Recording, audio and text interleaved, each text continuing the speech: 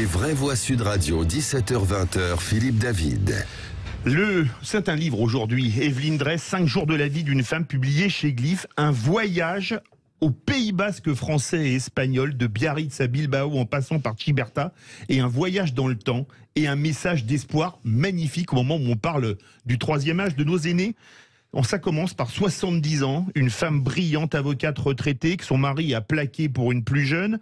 Elle se retrouve seule pour Noël, puisque ses enfants préfèrent faire sans elle. Une situation malheureusement vécue par nombre de femmes. Elle part à l'hôtel du Palais à Biarritz sur un coup de tête. Ah, génial. Oui. J'adore déjà le début. Oui. Et donc, c'est toi. J'ai voulu... Oui, j'ai voulu bousculer les idées reçues, écrire un livre qui est une leçon de vie pour celles qui ont soi-disant dépassé la date de péremption. Date de fraîcheur. Et une leçon d'espoir pour celles qui ont peur de vieillir.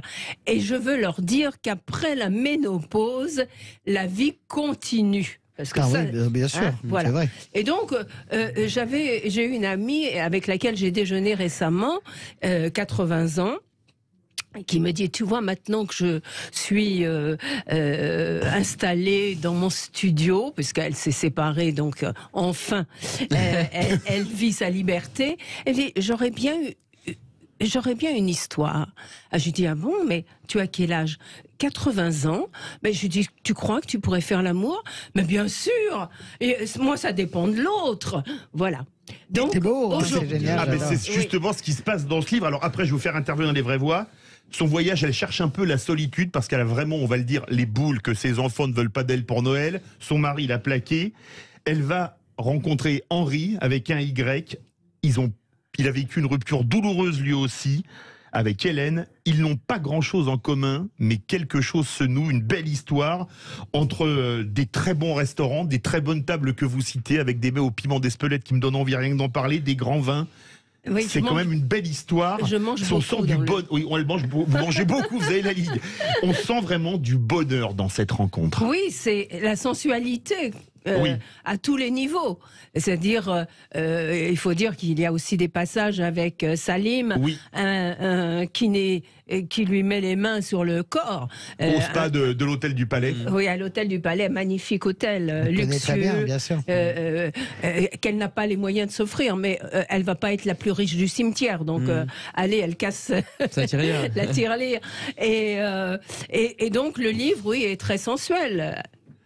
C'est vrai que c'est beau un message comme ça de dire qu'à 70 ans, la vie n'est pas finie. Moi j'adore parce que mais ça c'est très bien et puis c'est la liberté des femmes surtout, tu vois, c'est aussi l'idée générale que un homme pourrait être mis en scène comme ça, c'est-à-dire plaqué par ses enfants, plaqué par sa femme, il va au palais, paf, il tombe amoureux d'une nana.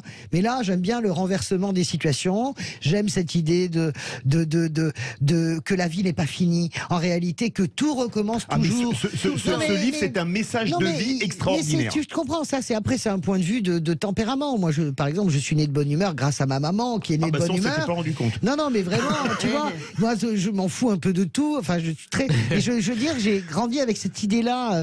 Mon grand-père disait toujours, on n'a jamais vu un coffre-fort suivre un cercueil. La vie, c'est tous les jours. Et c'est tous les jours une nouvelle histoire. Et moi, j'aime ça. Vraiment, bravo. Et ça, c'est une nouvelle histoire en 5 jours. Racontez-nous un peu. C'est-à-dire que comme elle n'a pas les moyens, elle doit rester un jour, mais avec cette rencontre, elle va rester. Elle n'a pas les moyens de s'offrir 5 jours à l'hôtel du Palais. Mais bon, après tout, elle a des choses à vendre. Oui. Et donc, notamment, une bague. Alors justement, il y a justement un élément matériel, une bague de grande valeur. Ça, c'est touchant. C'est le passage d'une vie à une autre, en fait. Voilà. Et c'est sa bague de fiançailles qu'elle va vendre chez un bijoutier de Biarritz. Et la bague part tout de suite. Alors évidemment, elle a un prix quand même très élevé, hein. 19 000 euros. Tu peux aller y jouer au casino de Biarritz, au blackjack. Là, je m'y vois déjà. Non, mais c'est 8 carats de brillant, donc c'est normal. C'est la bague de fiançailles. Ça sent le vécu. Moi, je sais pas pourquoi, mais c'est un roman ou c'est une autobiographie? Il y a un peu d'autobiographie. Mais moi, je trouve ça très intéressant. Le débat que vous aviez juste avant, les codes de la féminité sont clairement en train de changer. Il y a Laure Adler, il y a pas très longtemps, il y a quelques mois, qui a fait un livre déjà déjà sur ce sujet-là, sur la sexualité justement après 60 ans, je sais plus l'exemple qu'elle donne.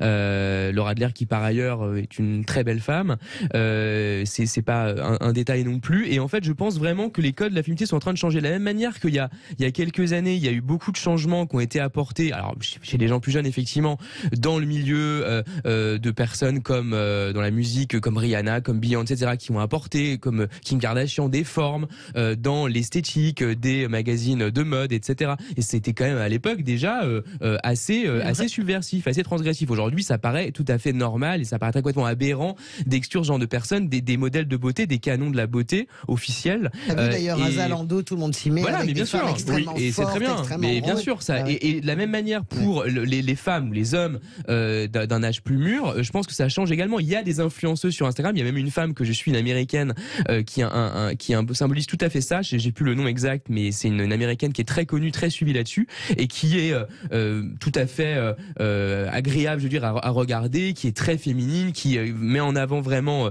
ses avantages, si j'ose dire, alors qu'elle a dépassé, je crois, plus de 75 ans. Tout ça est en train de changer. En fait, c'est uniquement une question de modèle social. Une fois que ce modèle aura changé, on pourra accepter cela et ne plus avoir une attitude de rejet comme c'est parfois encore le cas. Oui, parce que jusque-là, les hommes qui sortent avec des femmes plus âgées qu'eux sont soupçonnés d'être homosexuel ou bien gigolo, bien sûr. Ouais. Et une femme est appelée péjorativement cougar. Ouais. Et ça, c'est un mot que je déteste. On peut tout à fait tomber amoureuse d'un homme plus jeune et inversement, un jeune homme peut tomber amoureux d'une femme d'expérience. Non, Manu chez Mode, c'est quand même magnifique. Oui. Et je pense que là-dessus, alors là, c'est le crédit aussi que je donne à Emmanuel Macron. Je pense que le couple qu'il forme avec Brigitte Macron démontre aussi que les Français sont pas si bégueules et réacs qu'on voudrait le faire croire dans le débat public. Généralement, en fait, les Français sont beaucoup plus intelligents que les hurlements qu'on entend sur les plateaux, sur l'immigration, la sécurité. Regardez, tout le monde s'en est foutu dans cette présidentielle. Et moi, je vois quand même l'ouverture de cœur quand même des Français qui ont absolument pas en 2017 rejeté ce couple, 24 ans d'écart, voilà, qui aiment ce couple. Je pense qu'il y a, j'en parlais avec quelqu'un, un ministre qui me disait, ce que je préfère chez Emmanuel Macron, c'est Brigitte Macron. C'est très drôle. Je trouvais ça très drôle. C'est celle qui l'humanise un petit peu en tout cas. Le discours de Brigitte Macron était bien plus humain et plus profond que celui de Emmanuel Macron sur la tribune. Elle disait c'est un honneur de servir la France avec une passion. Tu te dis mais pourquoi est-ce qu'il n'est pas capable de dire ça lui, tu vois. Et je pense que leur relation assez particulière, le fait qu'il soit grand-père à 36 ans, à l'époque il était, ouvre là-dessus. Et ton livre participe de ça. Justement, ce livre, je peux le résumer en 2 phrases, à mon avis. C'est plutôt que rêver votre vie, vivez vos rêves. Et ensuite, la jeunesse n'est pas un âge, c'est un état d'esprit.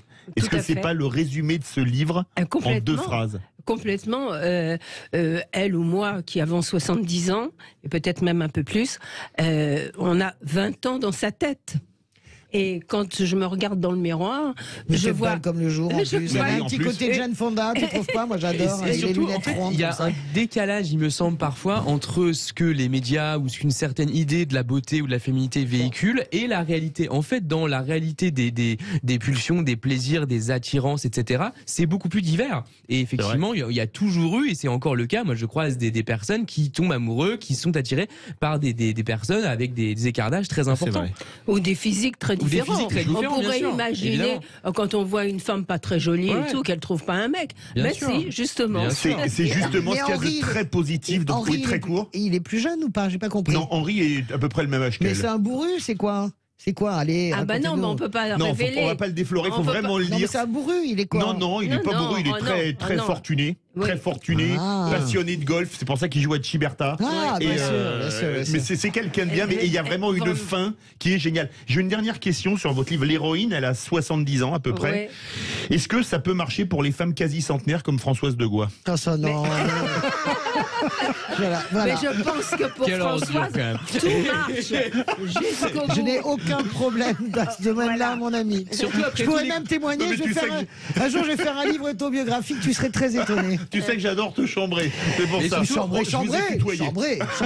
comme tu y vas. Franchement. Surtout, Chambrer. du coup, après tous les compliments qu'on a dit sur Philippe Day tout à l'heure, on doit tous les retirer, hein. On doit les suspendre Mais on va jusqu'à les excuse. retirer, mais bien sûr, mon dodu. Franchement, Mon un livre. dodu.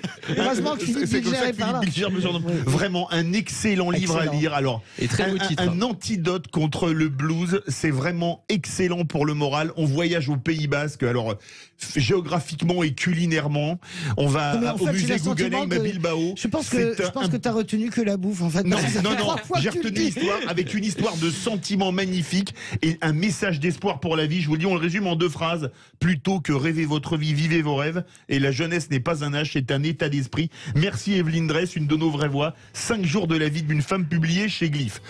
Tout de suite, ça va être beaucoup moins léger. Ça va parler du 3e âge, mais dans les EHPAD, vu l'actualité Vous avez un chez sens alors. Vous Orpea. avez un sens. La transition. Ah ben justement, faut-il un audit Oh, non, mais généralisé le des gars, non, EHPad mais- Et vous non, allez mais- être 85 Le glamour, quoi. Après tout ce qu'on vient